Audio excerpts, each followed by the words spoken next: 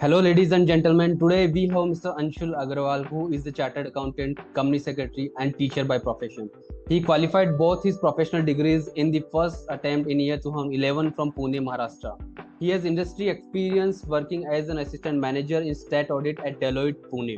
He has also worked internationally as a deputy manager with Indorma LMA Pharmaceuticals Limited, that is in the Nigeria. Currently, he became one of the top CA educators in India and is ranked as the number one CA educator on Unacademy, where he is watched more than 100 million minutes. Mr. Anshulji is also a professional blogger and owns a channel under his name.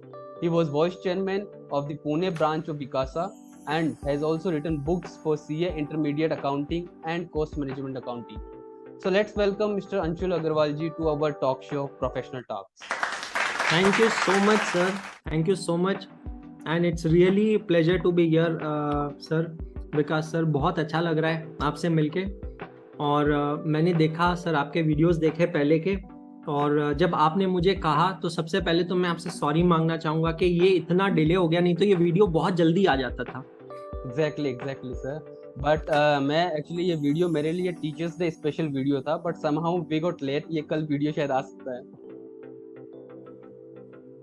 So sir, very first, welcome to the Professional Talks, and we had initiated so many videos. This is the 12th episode of the Professional Talks. In the last 11 videos, we had recorded many talk show with IAS officer, IRS officers, chartered accountants, company secretaries, and so many professionals like IRS officers, like Deputy Commissioner Income Tax also. So in this episode, I had seen your journey, sir, that your journey is really meaningful for the students and the professionals. So sir, for that, we had invited you for this talk show. Thank you so much, Vikas sir. It's really a pleasure to be here, and it's an honor for me. Thank you so much, sir. Thank you, sir. And sir, recently I had seen your profile, and I have seen that you had born and brought up in Jodhpur, Rajasthan. Yes, so how you start your journey from Rajasthan to Pune? So we'll cover your story from your school time, from your hometown time. Then after that, we will come after the CA or CS professional exams. तो sir, actually हुआ ये कि मेरे जो father है वो belong करते हैं एक विलेज जिसका नाम है Khanapur, which is in Maharashtra. तो महाराष्ट्र में अमरावती डिस्ट्रिक्ट के पास में एक विलेज है खानापुर, वहां से हम लोग प्रॉपरली बिलोंग करते हैं। So like in the year 1983 my grandmother dadi ji have passed away because of cancer.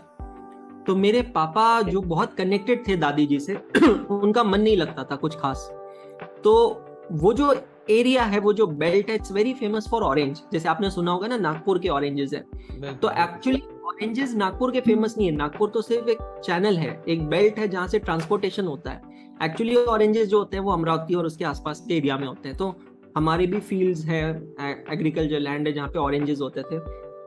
तो पापा इतने डिस्टर्ब हो गए थे दादी जी के डेथ के बाद, तो उन्होंने क्या किया, एक ट्रक भर के ऑरेंजेस लेकर वो बेचने के लिए निकल गए राजस्थान, जोधपुर में। और जब वो जोधपुर पहुंचे, उन्होंने वो एक ट्रक ऑरेंजेस बेच दिया, बिकॉज वहां पे बड़ा क्रेज होता है ऑरेंजेस का। और एक नियर बाय विलेज की फैमिली, जैन फैमिली वहां रहती थी, उनके साथ उन्होंने ड्राई फ्रूट्स का बिजनेस चालू किया जोधपुर में, और वहीं सेटल हो गए।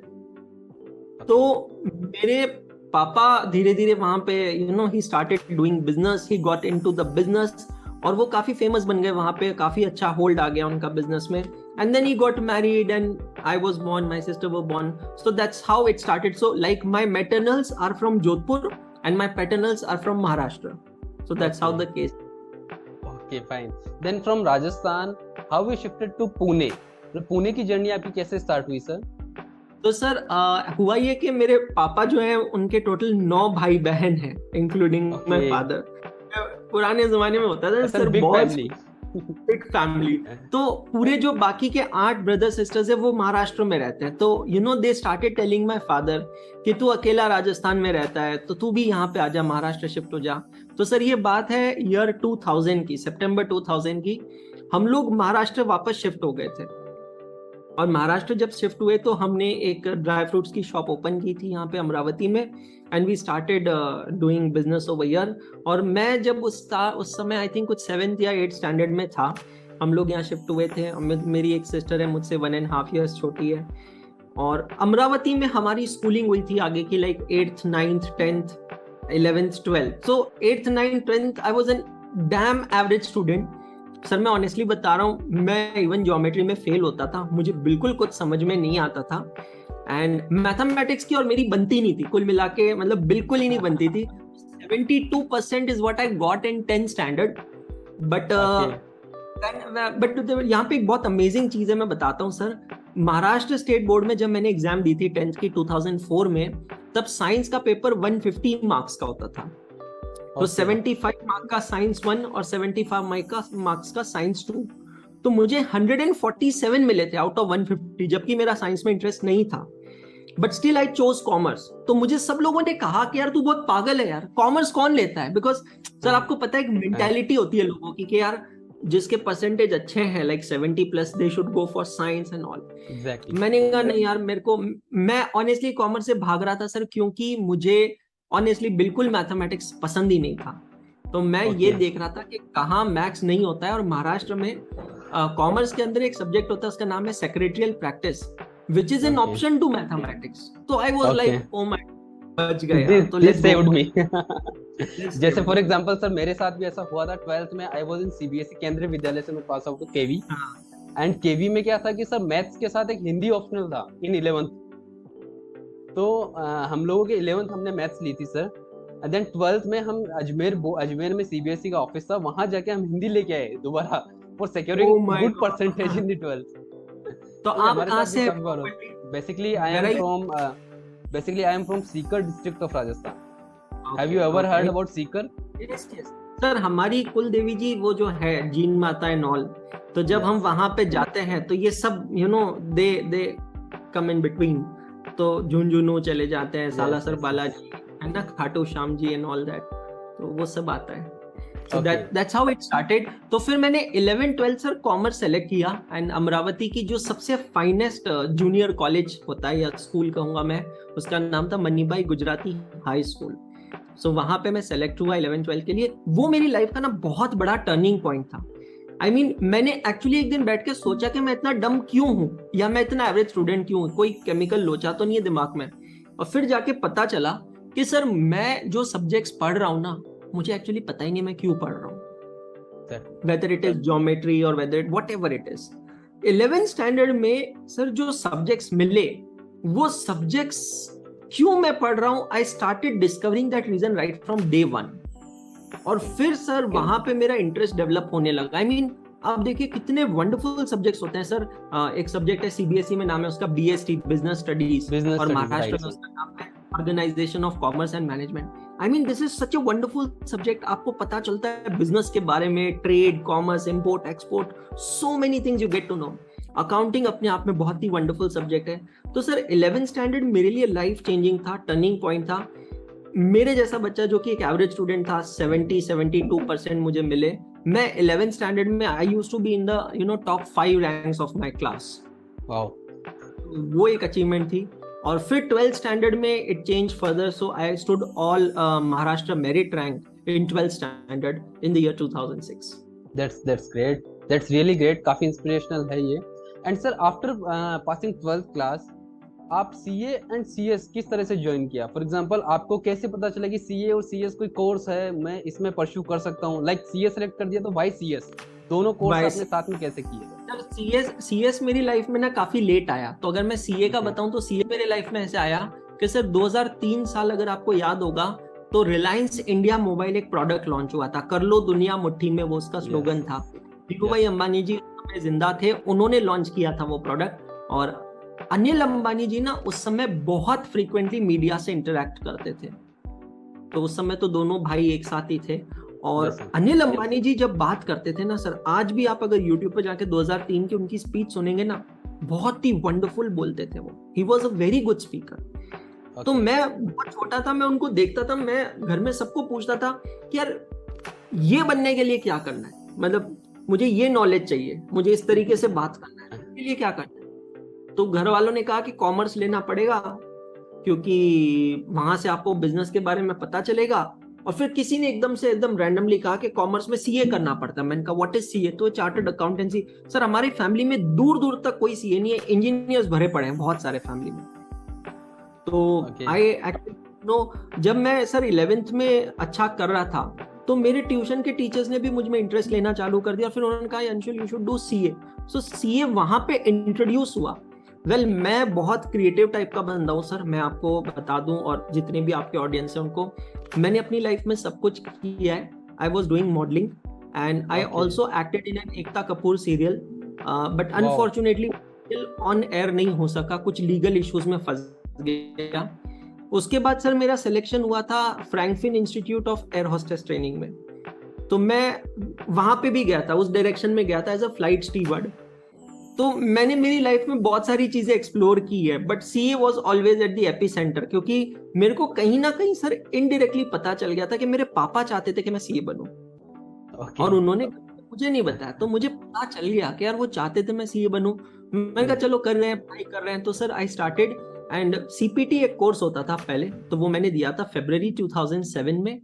I passed in very first attempt, और मैंने फिर अमरावती से ही आर्टिकलशिप चालू करी, इंटरमीडिएट चालू किया। बट फिर मुझे चाहिए था कि थोड़ा बेटर एक्सपोजर मिले, थोड़ा ज्यादा लर्निंग एक्सपीरियंस मिले।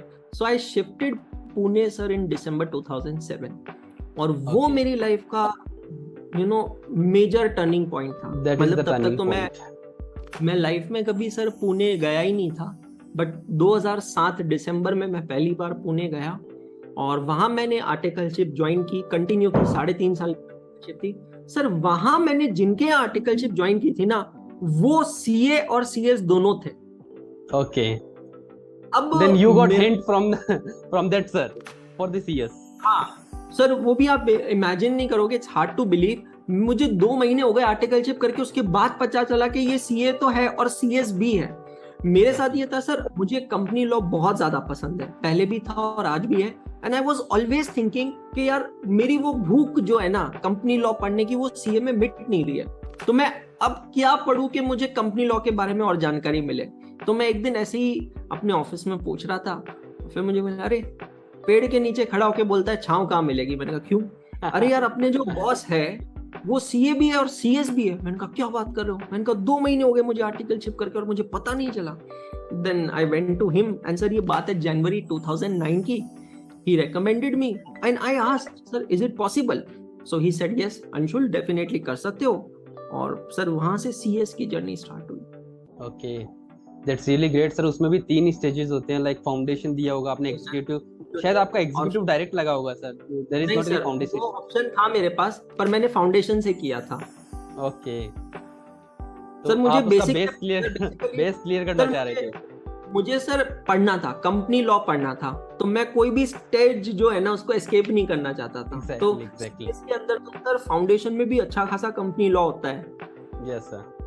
So sir, after clearing CA and CS, how you become educator sir? ये जो आपने फील्ड चूज किया, लाइक बहुत लोग बोलते हैं कि हम स्टार्टअप ओपन करेंगे, हम प्रैक्टिस ओपन करेंगे, या मेरा ये बिजनेस होगा। फॉर एग्जांपल हमारे गांव में अगर मैं बताऊं, काफी सारे प्रोफेशनल ऐसे आफ्टर क्लियरिंग CA और CS वो खुद का बिजनेस स्टार्ट कर लेते हैं। सो सर हाउ एजुकेटर, ये एक सबसे बड़ा क्वेश्चन है कि आपने एजुकेटर जैसे फॉर एग्जांपल काफी कंफ्यूजन रहता है कि मैं एजुकेटर की जर्नी ज्वाइन कर सकता हूं या नहीं करूं, ये आपके माइंड में कैसे आया सर? इसका ऐसा हुआ, ऑनेस्टली मैंने ऐसा कभी I never thought about it कि मैं एजुकेटर बनूंगा, but my explanation power was very good. So when I was in 12th standard, तो वो नहीं होता है सर, दोस्तों को फोन पे समझा रहे हैं, आज अकाउंट्स में डेप्रिसिएशन का क्वेश्चन बता रहे हैं, आज फाइनल अकाउंट्स एक्सप्लेन कर रहे हैं। तो मैं जब पढ़ाता था ना, तो मेरी 2 फ्रेंड्स थी, ट्विंस थी, उनका नाम था सेजल और शीतल, गुजराती थे। उनके पापा मुझे बड़े ऑब्जर्व करते थे। जब मैं सबको एक्सप्लेन करता था, तो एक दिन ना अंकल आते हैं और मुझे कहते हैं यार तू तो बहुत अच्छा पढ़ाता है यार, तू तो टीचर बन सकता है। मैं कहा अंकल मजाक कर रहे हो, मतलब ऐसे ही चढ़ा रहे हो आप, तो ठीक है। वो तो नेवर थॉट अबाउट इट। तो इट स्टार्टेड फ्रॉम देयर। मैं जिसके यहाँ पढ़ता था, मेरे जो गुरु थे जावरे सर, शिवाजी जावरे सर, वो तो अब रिटायर हो चुके हैं पुणे में, मैं उनके यहाँ पढ़ता था। तो सर होता ये था कि उनको मुझ पे over the period of time इतना कॉन्फिडेंस आया कि काफी बार वो मुझे क्लास में कहते थे कि आज आप जाके ये एक्सप्लेन कर दो, ये क्वेश्चन आप पढ़ा दो क्लास में। आई मीन मैं जिस क्लास में पढ़ रहा हूँ, मैं उस क्लास में पढ़ाने लग गया था जब से मैं क्वालिफाई नहीं हुआ था तब से। तो रियली स्पीकिंग टीचिंग जर्नी वहां से स्टार्ट हुई। लेकिन सर क्योंकि मिडिल क्लास फैमिली से बिलोंग करता था मैं, तो वो एक दिमाग में भूत सवार था सर कि मुझे पैसा कमाना है। मतलब जल्दी से जल्दी सीए बनना है, पैसा कमाना है. I qualified CA and CS both in the first attempt. May 2011 CA, June 2011 CS, एक साथ. और मैं अपनी जिंदगी में ऊपर वाले से हमेशा कहता था कि यार कहीं पे भी नौकरी दे देना चलेगा, बिग फोर में मुझे जॉब नहीं करनी है. बट सर मेरी किस्मत में तो पहली जॉब लेकर ही बिग फोर में गई, and I landed job through campus placement in Deloitte Pune. और it was a good experience, a learning experience. I worked there exactly for 12 months and I was appreciated 3 times. I got 3 promotions in a year because of my performance. That's great. Teaching उस समय रुक गया था क्योंकि मैं Deloitte में लग गया था. वो भूत सवार था सर पे के पैसे कमाने हैं. डिलॉइट में काम करते समय मेरे पास एक वंडरफुल अपॉर्चुनिटी आई नाइजीरिया से. तो एक कंपनी है, इंडियन कंपनी है, उसकी अपॉर्चुनिटी आई तो मैं वहां गया और फाइनेंस का काम था सर. तो it is like a dream profile for any chartered accountant, और बहुत अच्छी सैलरी. मतलब मैं अपने बच्चों को काफी बार कहता हूँ कि हम लोग पढ़ाते हैं ना इकोनॉमिक्स के, money is an exception to the law of diminishing marginal utility. मतलब पैसा इंसान कितना भी कमा ले, उससे मिलने वाली यूटिलिटी जो भूख होती है ना पैसे की, कभी खत्म नहीं होती है. बट सर मैं ये आपके चैनल के थ्रू सारे ऑडियंस को कहना चाहूंगा कि मैंने मेरी जिंदगी में ना एक वो पॉइंट देखा है विकास सर, जहाँ पे मैं पैसे से भी थक गया था. मतलब अब मुझे लगा यार बहुत पैसा हो गया, अब मेरे को जो करना है ना अपने पैशन के लिए करना. मजा नहीं आ रहा है, पैसा बहुत मिल रहा है, मजा नहीं आ रहा है. तो सर फिर मैं नाइजीरिया से वापस इंडिया आ गया. But I was in touch with Jaware sir. और फिर जब मैं यहाँ आया तो मैंने प्रोफेशनली फुल फ्लेजेड पढ़ाना चालू कर दिया. And that's how I became in ZP, right sir? Yes, जावरेस प्रोफेशनल एकेडमी. वो तो अब हमने बंद कर दिया है. तो ये मेरे लिए ये भी अचीवमेंट है सर. जहां मैं पढ़ता था ना, साल 2017 में मैंने उसको टेक ओवर कर लिया था. तो मैं और मेरी वाइफ जो थे, they became the majority share holder of जावरेस professional academy and we took. So when I joined an academy I was managing director of जावरेस professional academy. Okay sir, actually I met जावरेस sir in Pune. मैं एक event में था विमान नगर में, and ये बात 18 की है शायद. विमान नगर में वो कई इवेंट में मिले थे मुझे सर. एंड मुझे सर मिलते ही सबसे पहले उन्होंने कार्ड ही दिया. कार्ड सर के पास इतने सारे रहते थे any time. Is the central council member. उस समय वो सेंट्रल काउंसिल मेंबर थे. तो वो सेंट्रल काउंसिल मेंबर्स का क्या होता है सर, बहुत सिंपल फंडा है. वो लोग कहीं पे भी जाते हैं तो वो नेटवर्किंग पे बहुत ध्यान देते हैं, क्योंकि फिर अगले वोटिंग सीजन कॉल करने के लिए आसानी होती है. Exactly sir. So sir after becoming educator आप अनअकैडमी में काफी अच्छा परफॉर्म कर रहे हो, एंड काफी बार हम यूट्यूब पे आपके वीडियोस देखते रहते हैं. तो सर अभी मेन जो क्वेश्चन है that is of the content development. For example अभी प्रोफेशनल्स जो है आफ्टर कोविड, काफी प्रोफेशनल ऐसा है कि यूट्यूब जो है या जूम प्लेटफॉर्म्स जो है उनमें काफी वीडियोस रिकॉर्ड करते हैं. कुछ इस तरह के इन्फ्लुएंसर वीडियोस जो स्टूडेंट्स और मेंबर्स के लिए काफी बेनिफिशियल होते हैं. तो सर सोशल मीडिया का इम्पैक्ट किस तरह से प्रोफेशनल्स पे रहा है, इसका थोड़ा आप सर अपना इंसाइट्स डालिए sir. Sir I think Vikas sir आप भी एग्री करोगे कि ये जो कोविड है ना, उसने हम सबको एक अलग तरीके से जीना सिखा दिया है. मतलब डेफिनेटली हम लोगों ने बहुत फैमिली मेंबर्स को खोए. मैं अगर मेरी फैमिली की बात करूँ ना सर, तो फर्स्ट वेव सेकंड वेव में मिला के हमने 13 फैमिली मेंबर्स को खोया है. We lost 13 lives in our family. But sir मुझे लगता है ना कि कोविड ने हमें एक अलग तरीके से जीना सिखा दिया. I mean now you just imagine for a second sir कि ग्रोफर्स, बिग बास्केट, ब्लिंकिट ये कभी मतलब यूज होता नहीं था.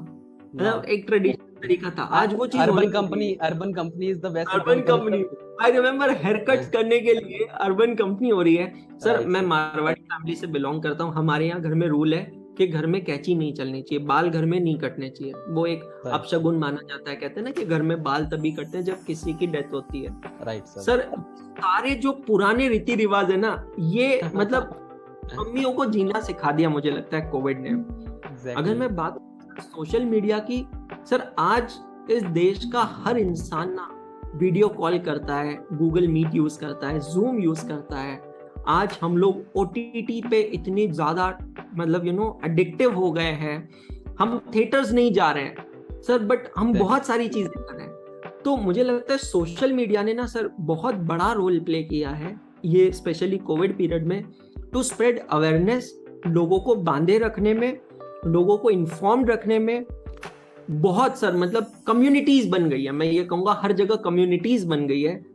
हम लोगों को बांध दिया है सर. और मुझे ये फील होता है ना सर, मैं कहता हूं कि ये कोविड ने पता है क्या किया है, ये कोविड ने हिडन टैलेंट को अनअर्थ किया है, बाहर निकाला है. आई मीन प्रतीक गांधी जो एक एक्टर है और यस सर, बहुत स्ट्रगल कर रहे थे, वो एक वेब सीरीज आई स्कैम 1992, और आप देखिए, आई मीन ही रातों रात वाज, वायरल। हाँ, more than Aamir Khan, Shahrukh Khan, Salman Khan. I think I my self will give my example. Sir मैं तो काफी सालों से पढ़ा रहा हूँ, बट मुझे जो प्लेटफॉर्म मिला अनअकैडमी का, जो एक्सपोजर मिला, मैं ही नहीं, जो मेरी पूरी टीम है, आई थिंक हम लोगों को चांस मिला कि हम इंडिया के सामने आए, बच्चों के सामने आए और अपने टैलेंट को, और आज आई थिंक विकास सर आप भी एग्री करेंगे, क्या लगता है अगर आपके पास टैलेंट है तो उसको दुनिया के सामने लाने के लिए क्या चाहिए आपको? एक फोन और एक internet connection, that's all. Exactly sir, not any cost required. ऐसा नहीं कि बहुत बड़ा सेटअप चाहिए, आप मुश्किल से मुश्किल 1000-2000 रुपए का इन्वेस्टमेंट करके, लाइक लाइट्स वगैरह का, रिंग लाइट्स वगैरह का, माइक का एंड ऑल, काफी सस्ता एक ऐसा है कि, लेकिन आप अपना टैलेंट जो है, वो जो वो हिडन है ना इतने दिन से, वो सब सामने ला हाँ सकते हो। सर, दैट इज मैं the teaching best use of social media. मैं टीचिंग में बताता हूँ, मैं देखता था, मैं खुद अकेडमिशियन था, बहुत सारे स्ट्रगलिंग टीचर्स होते थे, आते थे, सर हमें पढ़ाना है, सर हमें पढ़ाना है। अब मुझे काफी बार बुरा लगता था, बिकॉज मेरे पास कुछ नहीं होता था उनको ऑफर करने के लिए, क्योंकि राइट उनकी फाइनेंशियल एक्सपेक्टेशंस भी होती, सब होती थी।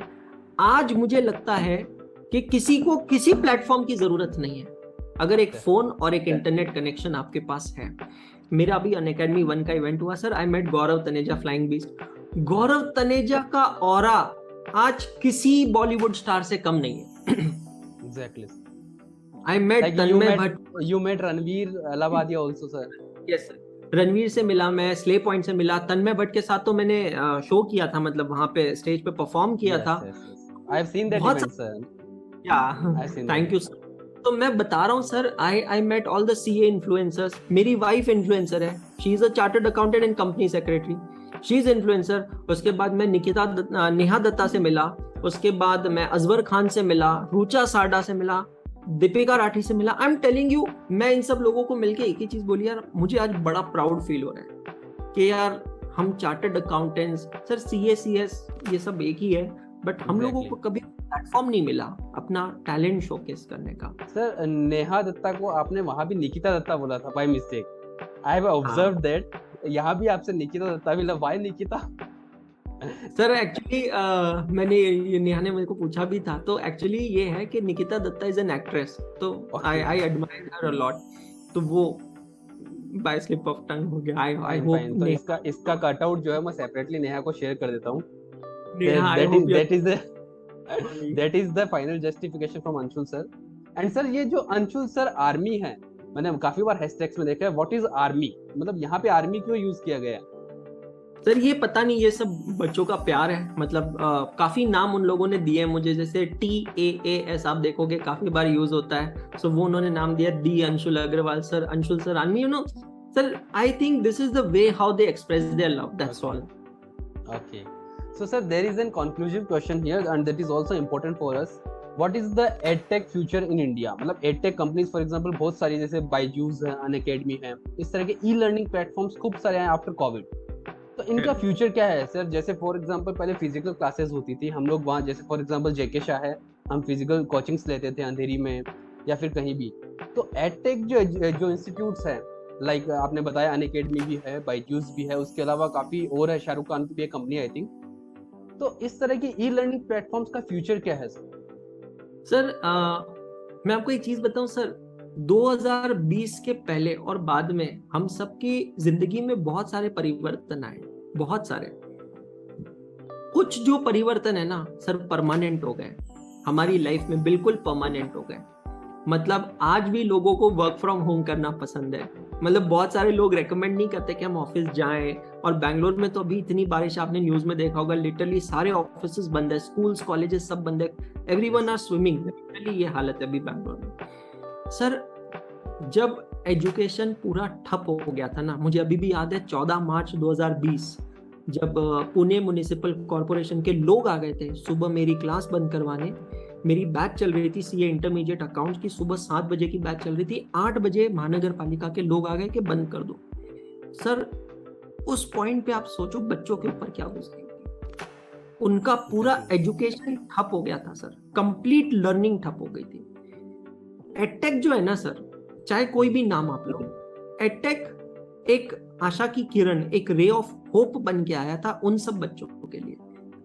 सर मुझे याद है, मैं अभी भी मीटअप्स में जाता हूँ, मिलता हूँ। अभी भी मैं 16-17 तारीख को पटना जा रहा हूँ बच्चों से मिलने। मेरा मुंबई का भी प्लान चल रहा है, मुंबई भी जा, मैं बहुत ट्रैवल करता हूँ बच्चों से मिलने के लिए। सर ऐसे ऐसे बच्चों से मैं मिल रहा हूँ ना, जो शायद एजुकेशन से डिप्राइव रह जाते थे, बट एडटेक के वजह से वो ना सिर्फ एजुकेशन कर रहे हैं बल्कि वो लाइफ में बहुत आगे बढ़ रहे हैं। सर सीए का जो पहला लेवल होता है फाउंडेशन, उसकी हम लोग ZPA में फीस चार्ज करते थे 57,400 for a 6 months batch, face to face. Unacademy में आप पूरा सीए, फाउंडेशन, इंटर, फाइनल तीनों मिला के उतने अमाउंट में कर सकते हैं। वाओ, दैट्स वेरी ग्रेट कि कोई भी एकदम इकोनॉमिकल फीस है, कोई भी एक जनरल फैमिली का कोई स्टूडेंट है, वो घर बैठे आराम से ये फीस पे करके तीनों स्टेज जो है क्लियर कर सकता है। तीनों कर सकते। उसके बाद दूसरा बेनिफिट, पहला तो इकोनॉमिकल हो गया, दूसरा बेनिफिट, सर काफी लोग काम करते हैं और उसके साथ पढ़ते हैं, उनके लिए या तो नाइट क्लासेस लगाओ या फिर उनको पेन ड्राइव लेके पढ़ना पड़ता है। अनअकैडमी एक एजुकेशन प्लेटफॉर्म उन लोगों के लिए बहुत बड़ा, कहते हैं ना, बूम है, बिकॉज वहां पे वो अपनी कन्वीनियंस के हिसाब से पढ़ सकते हैं। पेन ड्राइव क्लासेस सर आपने CS में भी देखी होगी, बहुत चलती है, CA में भी बहुत चलती है, वीडियो लेक्चर्स। उसमें लिमिटेड वॉच मिनट होता है, जैसे अगर एक 60 मिनट का लेक्चर है तो आप उसको 90 मिनट ही देख सकते हो, 1.5 टाइम वॉच मिनट्स। मतलब अनअकैडमी में हम लोग अनलिमिटेड वॉच मिनट्स देते हैं, मतलब जितनी बार चाहो आप लेक्चर्स को देख सकते हो। Plus we give choice of educators, जैसे I am the director of Unacademy CA, I am looking after entire CA, CS, CA में सर सिर्फ CA में मेरे पास 80 से ज्यादा टीचर है, 80 टीचर, कैन यू इमेजिन। मतलब अगर मैं सिर्फ अकाउंट्स की बात करूं तो अकाउंट्स के 8 टीचर हैं। बच्चे को एक नहीं पसंद आया तो दूसरा, दूसरा नहीं आया तो तीसरा, तीसरा नहीं आया तो चौथा, और वो भी उतनी एक फीस में, with that one subscription only, no need to pay anything extra.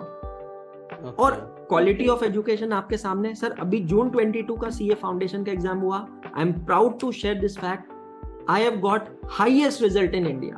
Unacademy CA का इंडिया में हाईएस्ट रिजल्ट है। अभी मेरी इंटरमीडिएट की बैच चल रही है, it is one of the highest batch in India. Sir 3000 बच्चा मेरी बैच अटेंड करता है रोज सुबह 8 से 10 जब मैं अकाउंट्स पढ़ाता हूँ, और शाम को 6:30 से 8:30 जब मैं कॉस्टिंग पढ़ाता हूँ। Wow sir, that's very great कि बच्चे जो है, स्टूडेंट्स जो है, उनके लिए काफी इकोनॉमिकल और इस तरह का प्लेटफॉर्म आने चाहिए, और इस तरह के प्लेटफॉर्म सर कभी बंद नहीं होने चाहिए, हमारी ये विशेष, क्योंकि ये सर अगर सर ये बंद हो, बिल्कुल आपने बहुत अच्छा पॉइंट टच किया है यहाँ पे, और मैं आपके पहले क्वेश्चन को बोरो करूंगा कि एडटेक का इंडिया में फ्यूचर क्या है। सर एडटेक का इंडिया में फ्यूचर जो है ना, ये सिर्फ 1% पे डिपेंडेंट नहीं है, ये बहुत सारे लोगों पे डिपेंड करता है। आई थिंक ये स्टूडेंट्स पे भी डिपेंड करता है। आज एक छोटे शहर का बच्चा, अगर जैसे आपने अजमेर का नाम लिया, ठीक है, अगर अजमेर में किसी को CA करना है सर, उसको जयपुर जाना पड़ेगा नजदीक, नहीं तो वो दिल्ली जाएगा, लक्ष्मी नगर जाएगा, दिल्ली जाएगा। सर आज जब वो वहां जाएगा, वहां हॉस्टल का खर्चा, मेस का खर्चा, ट्रैवलिंग का खर्चा, मेडिकल एक्सपेंस होता है, मोबाइल, गाड़ी का पेट्रोल, बहुत सारा खर्चा। सर आज वो अपने घर पे बैठ के, नो मैटर कौन से शहर में, वो अपने घर में बैठकर आराम से पढ़ाई कर सकता है। तो मुझे लगता है एडटेक का जो फ्यूचर है, ये जितना टीचर्स के ऊपर डिपेंडेंट है, उतना ही ये स्टूडेंट्स पे भी डिपेंडेंट है। Exactly. टीचर अच्छा पढ़ाए और स्टूडेंट अच्छे से पढ़े, ये दोनों चीजें इंपॉर्टेंट है। फिर तो सर फाइनेंशियल एस्पेक्ट्स वगैरह बाकी चीजें हैं। Exactly. Thank you so much Anshul sir. बस एक क्वेश्चन, कंक्लूसिव क्वेश्चन के साथ है कि अगर किसी को एजुकेटर बनना चाहे, फॉर एग्जांपल कोई घर पे बैठ के एजुकेटर बनना चाहता है पीछे ग्रीन स्क्रीन लगा के, तो किस तरह से एक एजुकेटर अनअकैडमी में बन सकता है? अनअकैडमी में एजुकेटर बनने के लिए सर 2020 में हम लोगों की हायरिंग्स जो थी, मास हायरिंग्स होती थी। मतलब अनअकैडमी, कहते हैं ना, मराठी में कहावत है, कोळशा तील हिरकणी, मतलब कोयले में से हीरे को तराशना।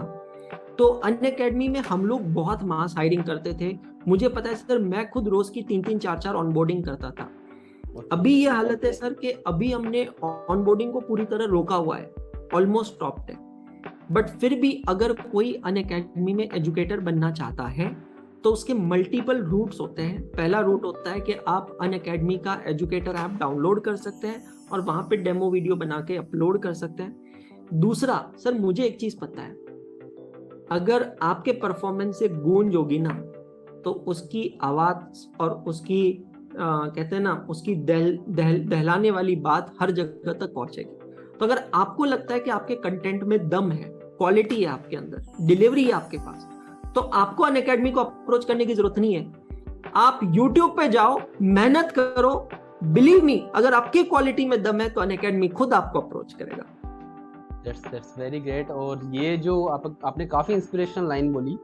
काफी बार क्या है कि वीडियोस बना के हम अनअकैडमी को शेयर करते हैं, बट यहाँ पे अगर आप परफॉर्म करोगे, ये जो मैसेज है ये सभी एजुकेटर्स के लिए है। अगर आप परफॉर्म करते हो और यूट्यूब पे वीडियोस आप डालते हो, तो अनअकैडमी खुद आपको अप्रोच करेगा, उनकी टीम जो है वो खुद आपको अप्रोच करेगी। Right sir? सर मैं आपको इंटरनली बता दूं, मेरी पूरी टीम बैठी होती है, सिर्फ सीए में नहीं, हर कैटेगरी में। सर हमसे बेहतर यूट्यूब कोई नहीं जानता है।